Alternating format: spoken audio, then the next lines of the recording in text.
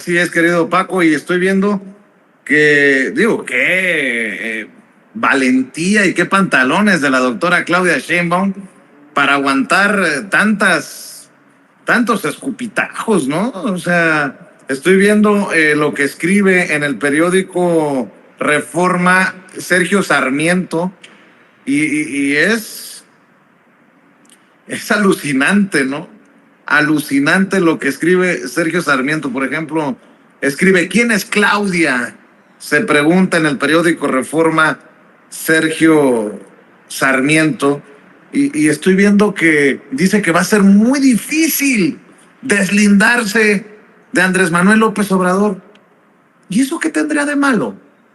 Si es el líder para empezar, ¿no, mi querido Jaime?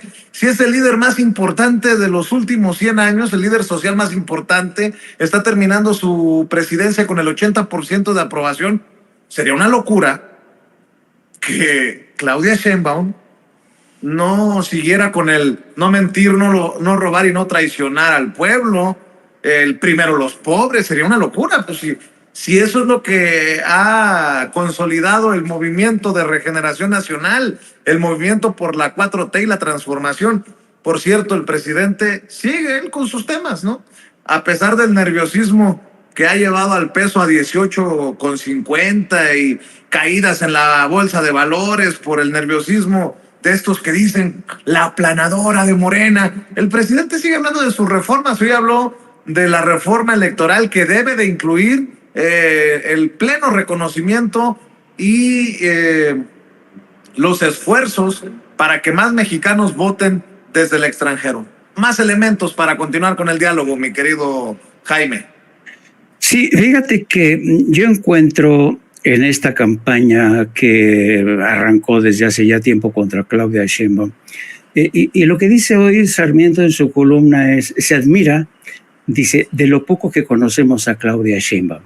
Bueno, tú, Sergio, porque mira, y esto te demuestra hasta qué punto la historia siempre es caprichosa. La historia, a diferencia de lo que cree mucha gente, la historia no avanza en línea recta, ¿no? La historia avanza en zigzags, a veces retrocede, a veces avanza, ¿no? Pero hay momentos en que la historia ajusta cuentas, y yo creo que estamos viviendo un momento en que la historia de México está ajustando cuentas con esa realidad que muchos se negaron a ver, entre ellos Sergio Sarmiento. Y fíjate, yo estoy convencido, porque lo he vivido, y seguramente el FIS, seguramente Paco, lo hemos visto cómo este sistema político mexicano, que incluye a medios de comunicación, se dedicó a construir ídolos de barro, desde la época de Carlos Salinas de Gortari, ¿no? Durante la época de Carlos Salinas de Gortari, ¿quién decide que Héctor Aguilar Camín o Enrique Krauss, que le llevaba las maletas a Octavio Paz, eran los mejores intelectuales? ¿Quién decidió que Francisco Martín Moreno iba a ser un intelectual y un escritor realmente de altura? Y además se le dio, bajo la administración de Carlos Salinas de Gortari, se le dio de premio el Consulado de México en Barcelona, ¿no? Es decir, todo este sistema político bajo la presidencia de Vicente Fox, lo mismo también bajo la presidencia de Enrique Peña Nieto, y Carmen Aristegui no es la excepción. Yo recuerdo cuando yo estaba como corresponsal en Estados Unidos, no pocas veces me enteré de los esfuerzos de cabildeo que había para conseguirle premios, como dicen los colombianos, para lagartearle premios a Carmen Aristegui. Primero porque era una mujer y siempre llama la atención que una mujer se enfrente al poder, ¿no? Pero no cabe duda que había manos interesadas en que esta mujer fuera encumbrada, que se le fuera cultivando, y la mejor manera era a través de darle premios, reconocimientos internacionales. Yo en lo personal nunca he creído en los premios, nunca. No, yo no creo en los premios, porque sé que detrás de los premios existen de todos, existe una labor de cabildeo, por qué se le concede a un periodista determinado. Yo recuerdo el caso de un colega a quien su mamá fue a negociar un premio nacional de periodismo con el secretario de Gobernación y se lo dieron. Así es que es increíble cómo en México, a lo largo de nuestra trayectoria, de nuestra historia, hemos visto cómo se construyen ídolos de barro. Y yo creo que al mismo tiempo que siempre hay otra realidad que avanza de forma paralela, con personajes que de forma tenaz, callada, a veces anónima, dan esta batalla, como es el caso cuando Andrés Manuel andaba perdido, como decía Felipe Calderón, dice, pues ya anda perdido, ya, después de que lo derrotó. Andrés Manuel se dio la tarea de patearse todo el país para reconstruir ese movimiento, ¿no? Y Claudia Sheinbaum hizo más de lo mismo.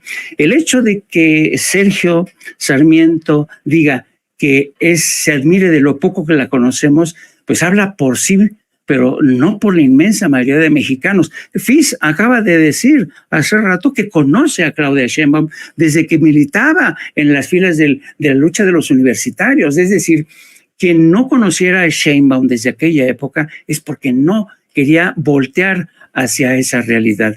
Y yo creo que, por eso yo creo que estamos viviendo un momento fascinante donde la historia está haciendo este ajuste de cuentas y el escenario, la cita en Palacio Nacional de hoy, de Andrés Manuel López Obrador, un hombre que se le llamaba el peligro para México y que hoy es punto de referencia en todo el mundo.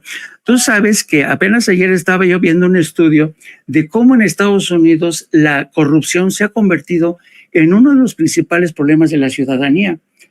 O sea, está escalando poco a poco entre millones de ciudadanos la preocupación por esa corrupción que ha cooptado el poder legislativo, los grandes intereses, la industria armamentista, el Pentágono, las farmacéuticas, la gente de Silicon Valley, ya tienen comprados a todos y cada uno de los miembros del Congreso.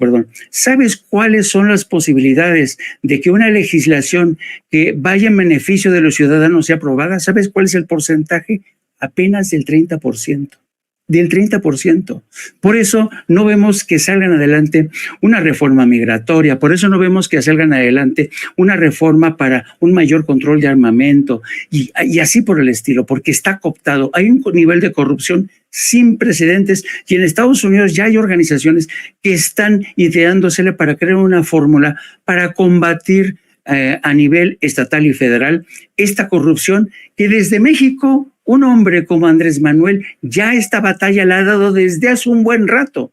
Yo por eso digo que lo que pasa es que yo creo que hay muchísima información que le falta a los ciudadanos, hay muchísimas cosas en las que este gobierno de Andrés Manuel López Obrador, les pese lo que les pese, ha sido innovador, ha sido imaginativo, ha sido progresista. Nadie esperaba que Andrés Manuel consiguiera, a mí en lo personal que voté por él, yo cuando voté por él dije, a lo mejor me va a defraudar.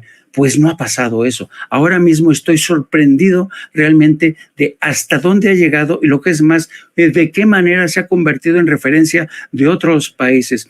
Así es que yo creo que estos advertencias de esta gente como Sarmiento que dice que no conoce a Claudia o aquellos que dicen que, ojo, estamos enfrentados a una autocracia, pues son debates falsos que se van a ir cayendo con el tiempo. Y yo me alegro muchísimo que todos nosotros seamos testigos de este momento en que la historia está haciendo su propio ajuste de cuentas. Y para cerrar brevemente, reflexiones, comentarios, opiniones, un par de minutos por cabeza, dirían en mi pueblo. Mi querido Fis, ¿con qué cierras? Yo sé